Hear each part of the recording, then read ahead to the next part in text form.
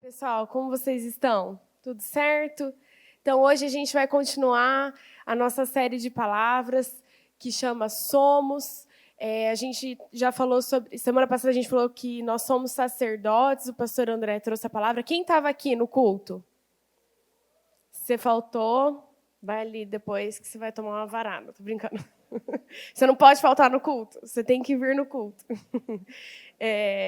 É brincadeira, mas é verdade. Você não pode faltar no culto para você não perder nada daquilo que está acontecendo aqui, amém?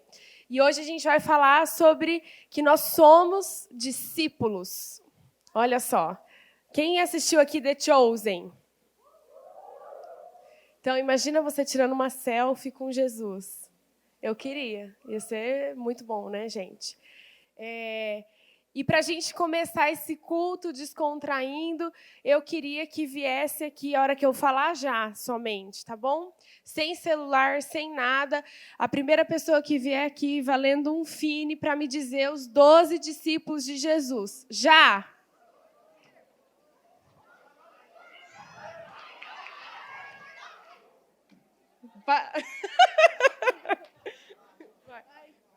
Não pode errar, hein? Senão, tchau. Ai, meu coração, vai. Peraí. Pode olhar nas minhas coisas, não. Ah, tá, não tinha visto, desculpa. Tá. Na foto, é verdade. Ó, Pedro, João, Tiago, Mateus. Lucas não, gente. Calma.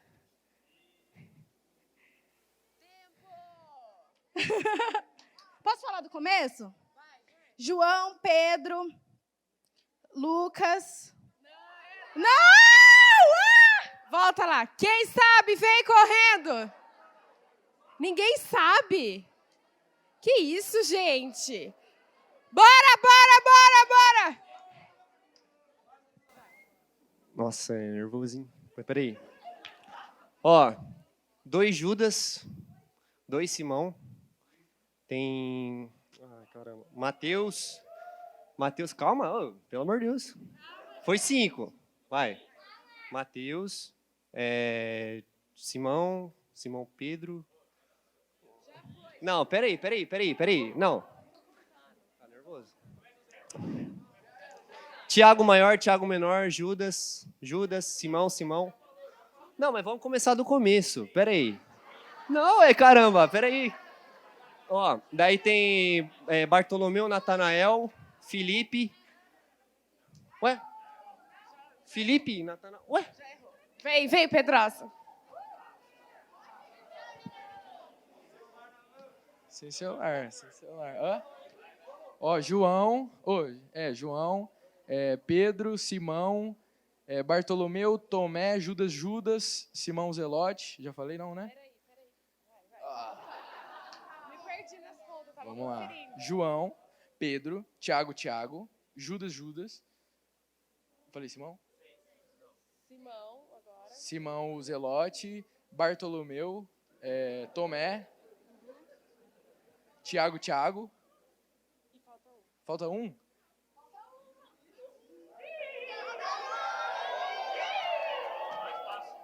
Quem sabe qual que falta?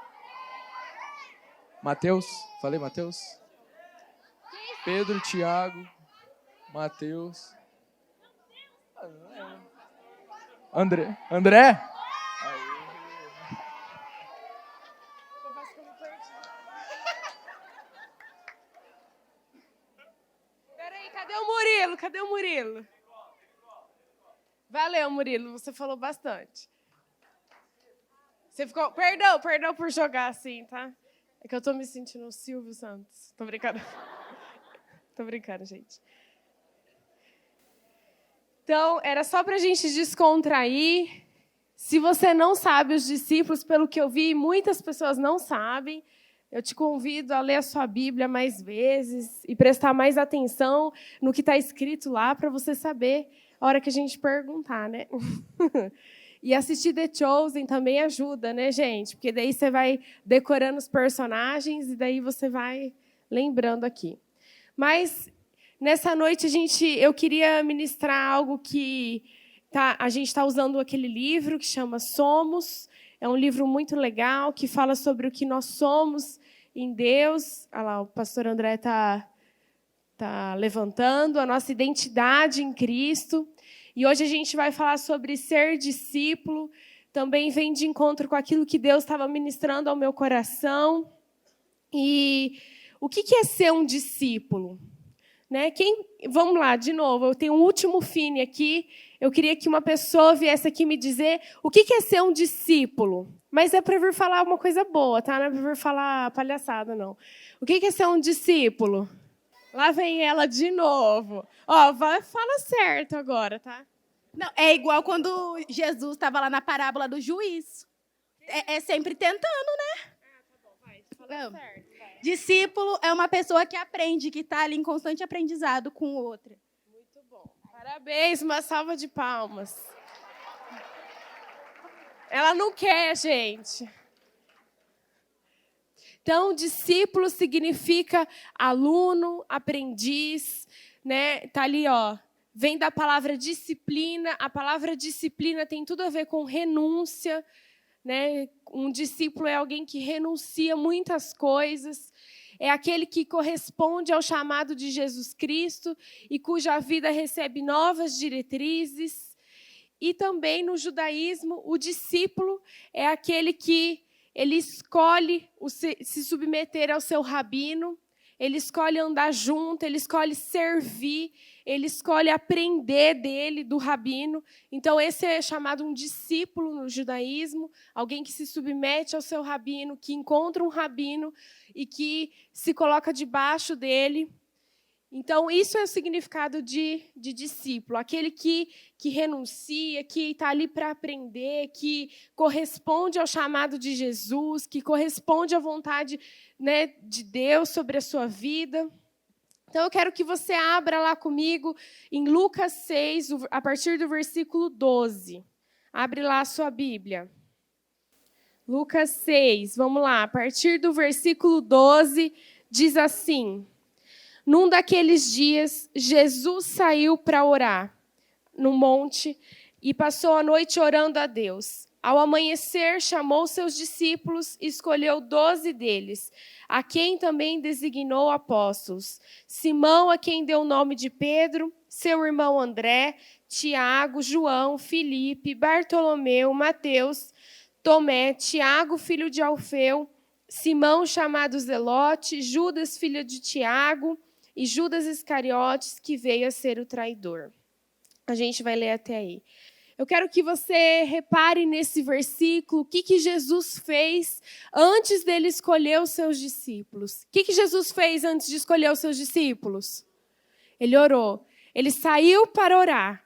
Então, eu quero que a gente faça um parênteses nesse momento e pense assim, todas as vezes que Jesus precisava tomar uma decisão, que Jesus tinha alguma coisa para decidir, alguma coisa que era importante, alguma coisa que ele precisava fazer, ele saía para quê? Para orar. A gente pode ver isso na vida de vários homens de Deus.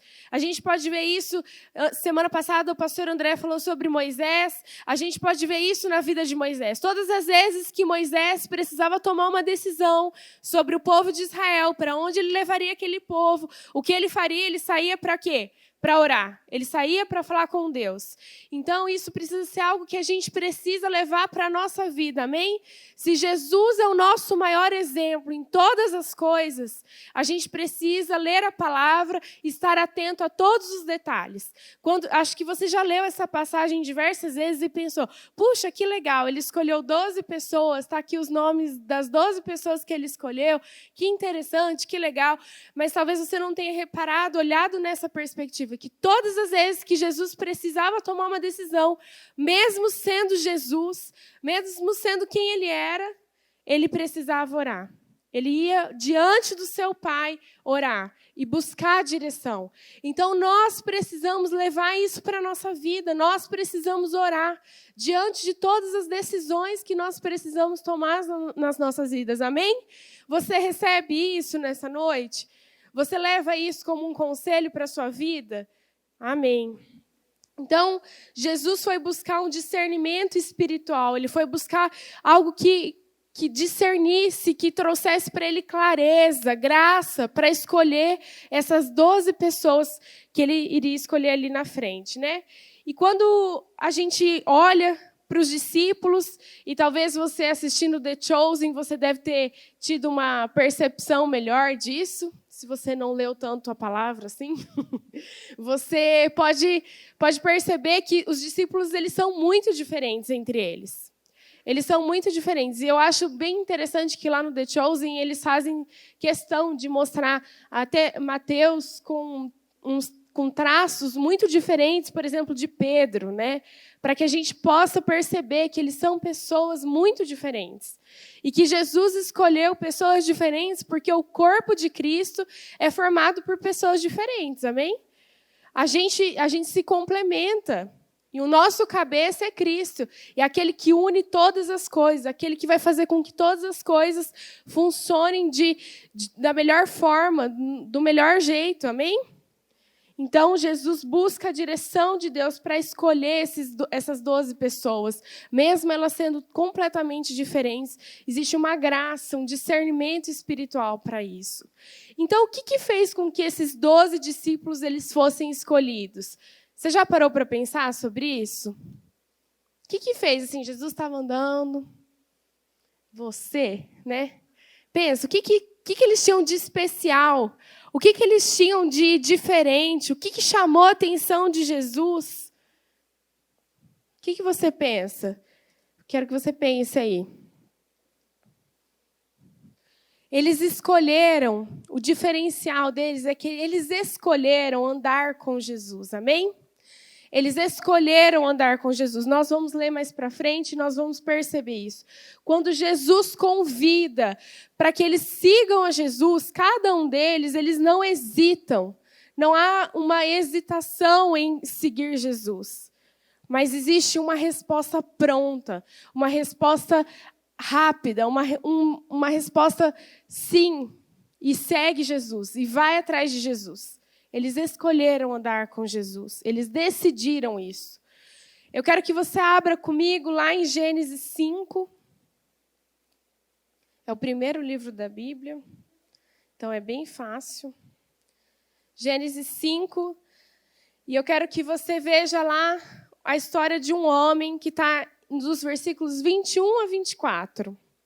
E talvez, e eu fiquei pensando sobre isso, e talvez se eu quisesse ter se eu tivesse morado lá nos tempos que a Bíblia foi escrita, e eu fosse sair na Bíblia, né?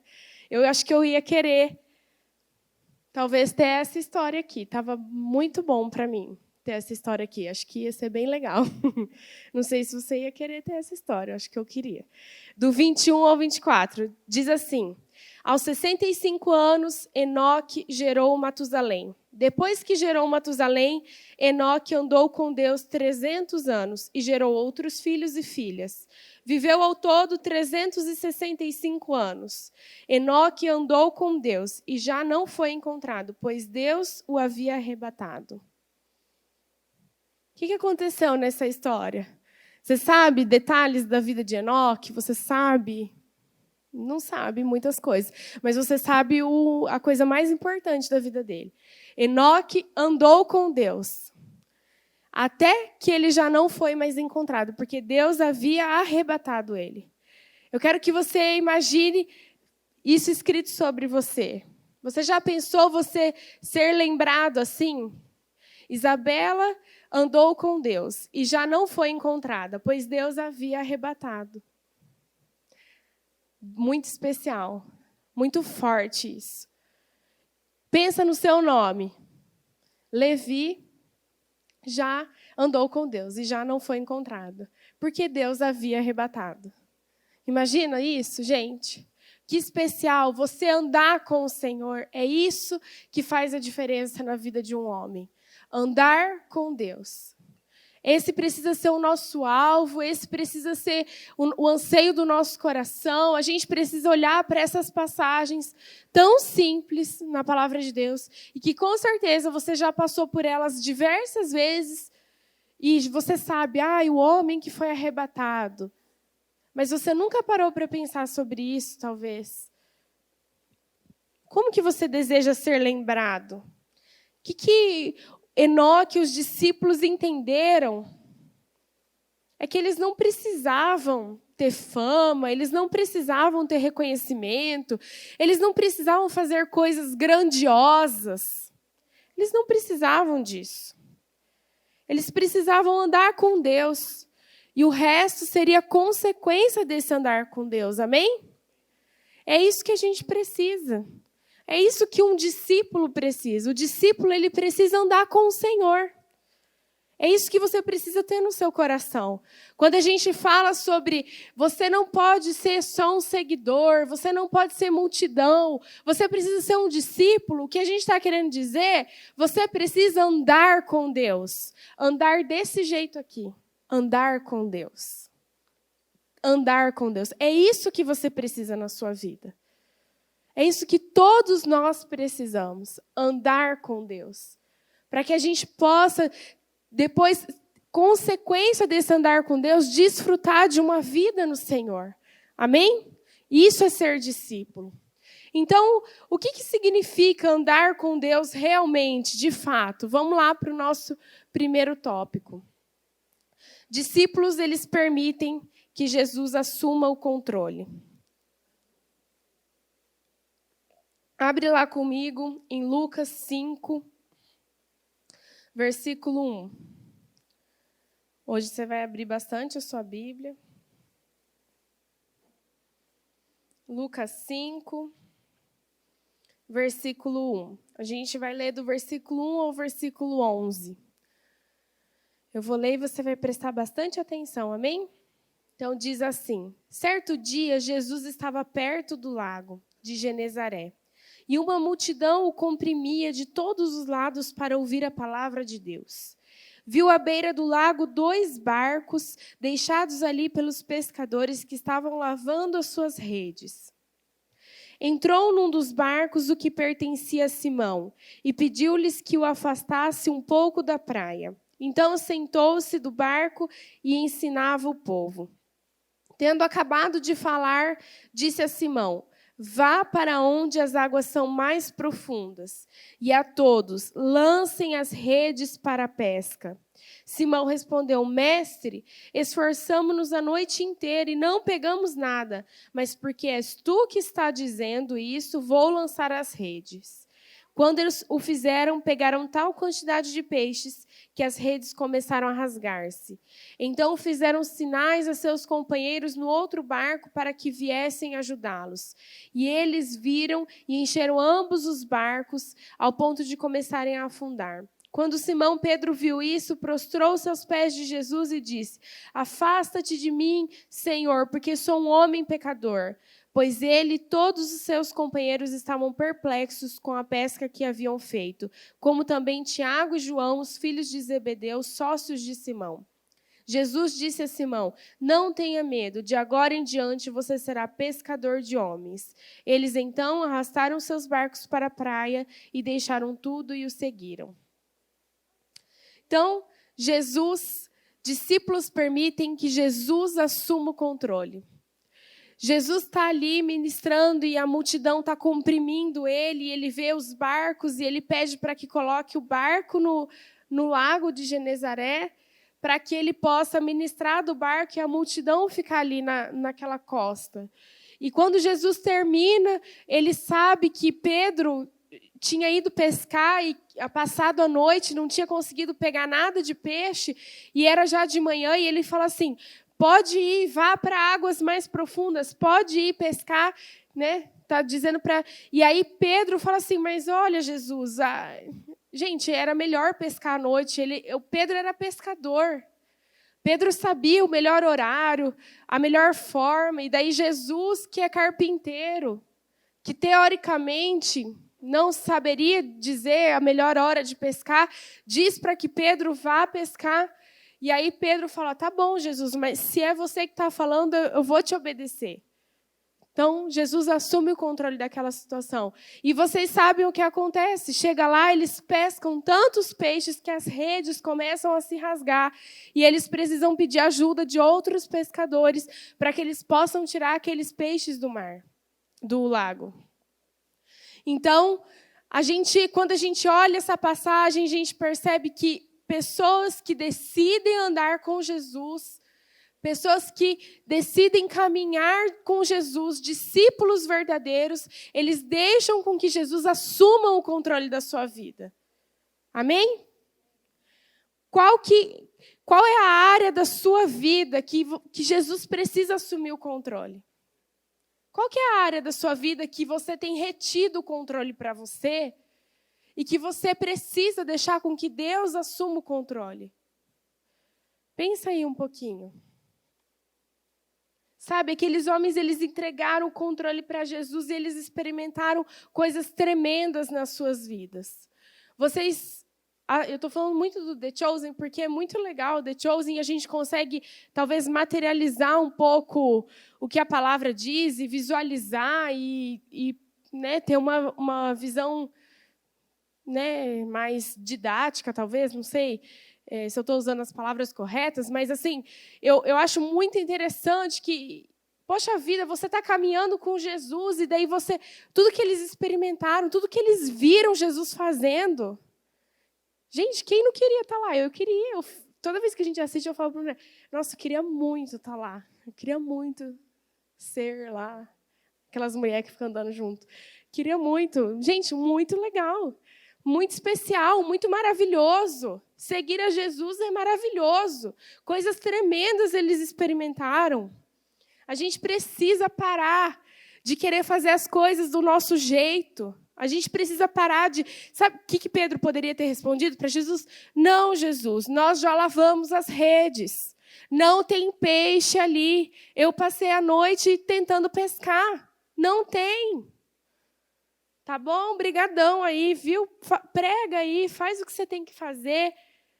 Você é carpinteiro, você não sabe de nada. Poderia ter falado assim? Poderia. Mas um discípulo decide que Jesus assuma o controle das situações, o controle da sua vida, o controle daquilo. E ali, quando você decide dar o controle da sua vida para Jesus, porta de milagre abre na sua vida.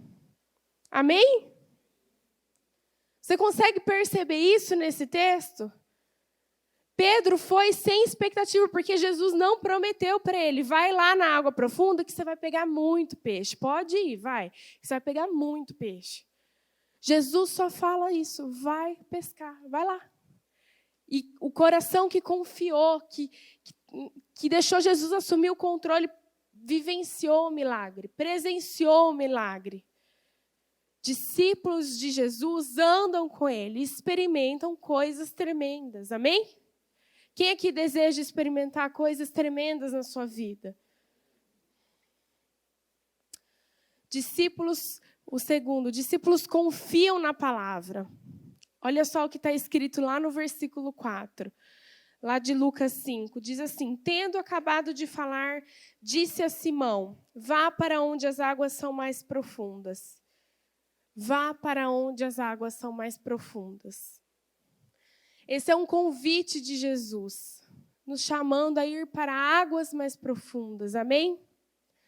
Pedro, Tiago, João, André, eles tinham passado a noite pescando, eles não tinham pego nenhum peixe, já era de manhã. Jesus convida eles para voltar para aquele lugar de pescaria. Gente, pensa a função que não era. E junta coisa. Quem já pescou aqui? Não no Pesca e Pague, né? Não, pescaria mesmo. Pescaria trabalhosa mesmo. É trabalhoso o negócio. Não é só ir lá catar a varinha e puf, lá. Eu odeio pescaria, gente. Eu tenho zero paciência. Pesca e Pague, então, misericórdia. Ficar lá com aquelas massinhas, jogando aqueles bichos, aquele cheiro de peixe terrível. Ai, Deus me livre, não gosto, não. E, sabe assim, a trabalheira que dá fazer aquilo, gente. E eles decidiram confiar na palavra de Jesus. Porque a palavra de Deus, a palavra de Jesus, ela é verdadeira, ela é poderosa. E como que a gente deve corresponder à palavra de Deus? Confiando, obedecendo, amém? Esse é o nosso chamado. A gente precisa confiar na palavra de Deus, a gente precisa obedecer a palavra de Deus. Jesus nos convida a confiarmos em sua palavra e irmos para águas mais profundas. Esse é o convite de Jesus. Convite para Pedro, vá para águas mais profundas. Não era um convite só natural, era um convite espiritual. Vá para águas mais profundas. E esse é o convite do Senhor nessa noite para nós. Saia do raso. Saia do raso, vá para águas mais profundas. A gente precisa parar de viver de experiência e viver de compromisso, amém? Compromisso com a palavra, compromisso com a verdade, porque a experiência vai ser uma consequência do nosso compromisso. Enquanto a gente não tiver o compromisso de ler a palavra, de ouvir a palavra, de obedecer, de obediência à palavra de Deus, a gente vai ficar vivendo de experiências, de arrepiozinho, de, meu Deus, essa música é muito linda mesmo. Ai, glória a Deus por isso.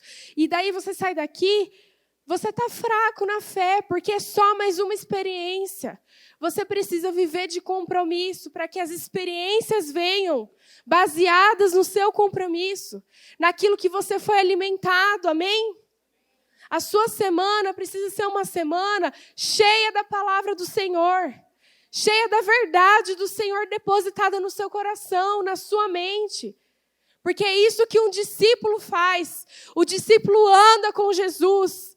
O discípulo se alimenta daquilo que Jesus tem para oferecer como alimento, que é a sua palavra. Amém? A gente não pode ficar vivendo de experiência. A experiência precisa ser uma consequência do nosso compromisso, uma consequência daquilo que a gente já está vivendo. Tem uma frase que eu peguei do livro, que chama o livro O Poder do Compromisso. O escritor é o Jerry White, que diz assim: a igreja está repleta de gente que faz entregas verbais ou emocionais e nunca as leva a sério. Muitos reagem rapidamente em um jorro de emoção, mas esquecem do seu compromisso com a mesma rapidez. A gente está muito cheio de gente fazendo 1000 compromissos. Quando a gente faz apelo aqui, vem um monte de gente. Jesus, eu vou mudar. Eu não vou ser mais a mesma pessoa. Jesus, eu sou uma nova pessoa. E segunda-feira você é aquela velha pessoa. Você não é mais a nova pessoa que você vê aqui se derramar. Porque está cheio de emoção, está cheio de experiência, porque falta o compromisso. Uma geração que não tem compromisso com a sua palavra. Que o que fala não é o que é de fato. Nós precisamos viver aquilo que a gente fala. Nós precisamos parar de ser hipócritas. Precisamos ser íntegros. Amém? Integridade, verdade. Se eu estou vindo aqui no apelo, se eu estou derramando o meu coração, que eu pelo menos tente viver daquela forma. Que eu viva uma vida de tentar viver daquela forma. Amém? Sabe que tudo aquilo que a gente tem disponível a nosso favor para a gente se aprofundar na palavra, para a gente encontrar Jesus, é como um vasto oceano, é como um oceano. Mas a nossa vida, a nossa profundidade está igual uma poça de água. Está igualzinho uma poça de água. A gente precisa ir para águas mais profundas, amém? A gente precisa desejar mais do Senhor. A gente precisa desejar mais da sua presença. A gente precisa desejar mais da sua palavra. A gente precisa desejar mais da sua verdade. Porque, sabe, gente, essa vida é passageira. Existe uma vida eterna. E talvez você nunca tenha pensado sobre isso, mas existe uma eternidade. E isso não precisa te causar medo, mas precisa te causar temor sobre o que você está fazendo nessa vida que é passageira. A vida passageira, ela é muito rápida, ela é passageira, ela é rápida demais. E a nossa vida eterna precisa ser o nosso alvo. Conhecer o nosso amado, estar com o nosso amado, precisa ser o nosso alvo. Porque se a gente fica vivendo aqui nessa vida para nos satisfazer, isso aí vai ter um fim uma hora. E qual vai ser o seu fim? Essa é a minha pergunta. Qual é o seu fim? A gente precisa viver para Jesus. Esse precisa ser o nosso foco, o nosso compromisso. Amém? Amém. Esse é o nosso compromisso. Nós desejamos viver e nós desejamos ir para águas mais profundas. Confiando em Deus, dependendo de Deus, obedecendo a sua palavra. Amém? Sabe, não vai ser fácil. Porque Jesus não falou, não tem versículo nenhum que fala assim, você vai ser muito feliz, você vai ser uma pessoa realizada. Não tem nenhum versículo falando isso. Mas eu quero te dizer uma coisa. Jesus vai estar com você em todos os momentos. Ele nunca vai te abandonar. Ele nunca vai te abandonar. E essa é a certeza que nós temos no nosso coração. De que você pode seguir a Jesus e você pode ser muito feliz, porque Jesus vai estar com você. Amém? E não porque as coisas vão ser fáceis. Terceiro tópico, e os músicos podem subir. Discípulos conhecem o Mestre. Andar com Jesus é andar na graça de Deus.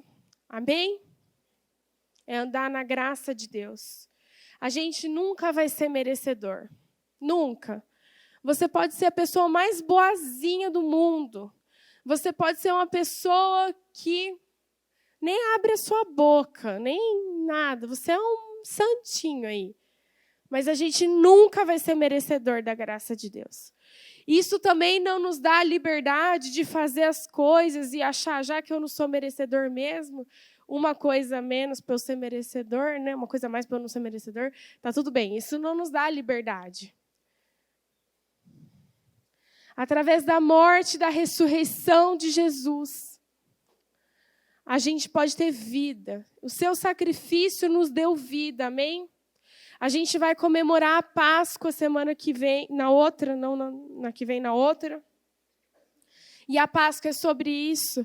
Jesus morreu na cruz para nos salvar, para que a gente pudesse ter vida, para que a gente pudesse ter vida abundante, para que a gente pudesse ter acesso ao Pai. E diante de tudo isso que a gente conversou hoje, e diante da morte de Jesus na cruz, eu quero te perguntar, quem é Jesus para você? Será que Jesus é o Senhor da sua vida? Será que Jesus é a pessoa mais importante da sua vida? Multidões seguiram Jesus. Você pode ler nos evangelhos. Multidões seguiram Jesus. Multidões. As pessoas, esse texto mesmo diz que as pessoas se comprimiam para ouvir Jesus falar. As pessoas queriam ver o Mestre. A mulher com fluxo de sangue, para chegar a Jesus, ela teve que enfrentar uma multidão para conseguir se achegar a Jesus. Mas só 120 ficaram. Será que a gente está sendo essa multidão? Semana passada eu falei sobre isso e eu volto a falar. Moisés conheceu a Deus face a face. Diante do povo de Israel, o povo de Deus. O povo não queria falar com Deus. O povo mandava, vai lá, Moisés, falar com Deus, trazer para a gente a direção. E quando Moisés ficou lá, lá no monte, 40 dias, eles pediram para Arão construir um bezerro de ouro para que eles pudessem adorar, porque cadê Moisés? Cadê Deus? Ninguém queria saber de adorar a Deus, de andar com Deus. Será que a gente está sendo essa multidão? Será que a gente está sendo essa multidão? O nosso chamado é para ser discípulo, é para andar com Deus, é para conhecer o Senhor face a face, é para experimentar a vida que há em Jesus. A gente tem que parar de deixar Jesus por pouca coisa. A gente tem que parar com isso. Por causa de ficada, por causa de uma noite, por causa de um prazer, por causa de um momento, por causa de pessoas. A gente tem que parar de deixar Jesus de lado. O preço que Jesus pagou pela sua vida foi muito alto. É muito pouco a gente parar de assistir um culto e ir lá fora para ficar com uma menina e você, menina, ficar com um menino, enquanto está tendo culto aqui dentro. É muito pouco. Mostra a pobreza que existe no seu espírito e a falta de você se alimentar durante a semana da palavra de Deus. É muito pouco. Você só está pensando nessa vida que é passageira. Você não está pensando que você tem uma vida eterna. A gente precisa colocar a mão na nossa consciência e parar de viver pelo momento. Porque o momento ele vai passar. E a dor vai ficar. As marcas vão ficar. A dificuldade vai ficar. E sabe quem vai ficar do seu lado? Jesus. Jesus vai ficar do seu lado. Então pare de achar que você pode fazer isso porque existe a graça de Deus que te dá essa liberdade. Para de viver no engano e viva comprometido na palavra. Não viva de experiência. Não viva de momentos. Não viva de ficar... nossa, foi muito bom, choradeira. Mas viva de um compromisso verdadeiro com o Senhor. Viva de um compromisso genuíno com a palavra. Viva de uma obediência radical ao Senhor. Senhor, eu vou te obedecer. Custe o que custar. Custe o que custar. Porque o seu sacrifício custou muito alto para me salvar. Eu quero ler uma passagem com você. Está lá em 1 João, capítulo 2.